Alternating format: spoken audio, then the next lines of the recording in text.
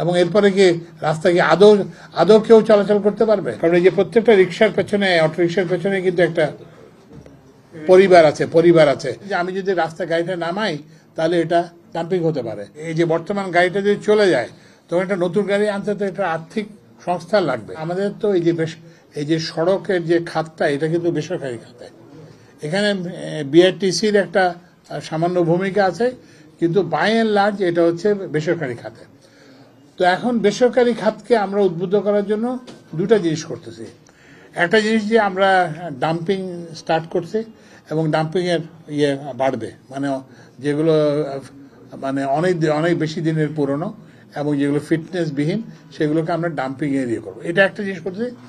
আরেকটা জিনিস আমি ওই যে এটা এখন হচ্ছে যে এই যে বর্তমান গাড়িটা যদি চলে যায় তখন একটা নতুন গাড়ি আনতে তো একটা আর্থিক সংস্থান লাগবে। তো এই জন্য আমরা ওই যে আর্থিক প্রতিষ্ঠানগুলোর সঙ্গে আমি বসে আমরা করব যে করব যাতে তারা সহজ শর্তে, কারণ এখন একটু সুদের হারটা অনেক বেশি, তো ওই জন্য তাদের যাতে সহজ শর্তে যারা ঋণ পেতে পারে সেটা একটা ব্যবস্থা করতেছি। আরেকটা জিনিস আমরা বাণিজ্য মন্ত্রণালয়ের সঙ্গে আলাপ করতেছি, সেটা হচ্ছে যে আমাদের এখানে যে গাড়ি দ্রুত খারাপ হয়ে যায়, মানে নিম্নমানের গাড়ির, তো এরকম একটা আইডিয়া বিভিন্ন জায়গা থেকে দেওয়া হয়েছে যে একটা দেশ নির্ভর মার্কেট হওয়ার ফলে যে আমাদের এই মানে সড়কের যে যানবাহনের গুণগত মানটা বাড়তেছে না। এটা তো উদ্দেশ্যটা হচ্ছে, শুনেন, ডাম্পিং করার উদ্দেশ্য যে আমরা ধরেন সড়কে যদি 30,000 পুরনো গাড়ি থাকে, 30,000 গাড়ি তো আমরা ডাম্পিং করব না। ডাম্পিং করাটা হচ্ছে মেসেজ দেওয়া যাওয়ার জন্য দুটো জিনিস করা হচ্ছে। শুধু যে ডাম্পিং করা হচ্ছে তা না, জরিমানা করা হচ্ছে। তো এইটার মাধ্যমে মেসেজ দেওয়া যে গাড়ির যিনি মালিক আছেন তাকে এই কথাটা বলা যে আপনার গাড়িটা বদলান, আপনার পুরনো গাড়িগুলো যার গাড়িটা ডাম্পিং হচ্ছে না, যার গাড়িটা ফাইনের সম্মুখীন হচ্ছে না, তিনি যদি জানতেছেন যে আমি যদি রাস্তা গাড়িটা নামাই তাহলে এটা ডাম্পিং হতে পারে, আমি যদি রাস্তা গাড়িটা নামাই তাহলে ফাইনের সম্মুখীন হতে পারে।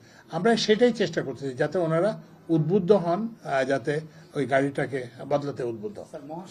এইসব যারা ওই যে কি বলে যে মোটরাইজড রিক্সা, এগুলো এরা ওই বেআইনিভাবে বিদ্যুৎ ব্যবহার করে।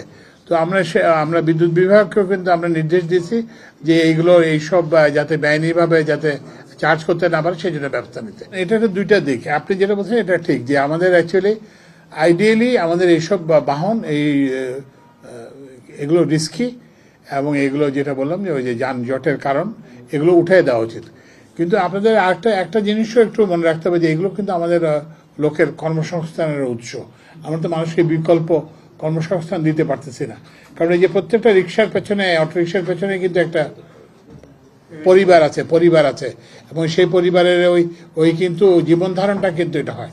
তো এই জন্য আমরা এটাকে যেটা বললাম যে একটা দিক, একটা হচ্ছে পরিবার, আরেকটা হচ্ছে যে আপনি এখন তো আপনি চলাচল করতে পারতেছেন না। আজকে যদি আমি এখান থেকে বলি যে কালকে থেকে কোনো চালাতে দেওয়া হবে না, সার্ভার যদি ব্যবস্থা নিতে শুরু করে আমাদের পুলিশ থেকে, তাহলে তো আপনার কতজন রিক্সা চালক আপনার অটো রিক্সা রাস্তায় নেমে আসবে এবং এরপরে কি রাস্তা কি আদৌ কেউ চলাচল করতে পারবে?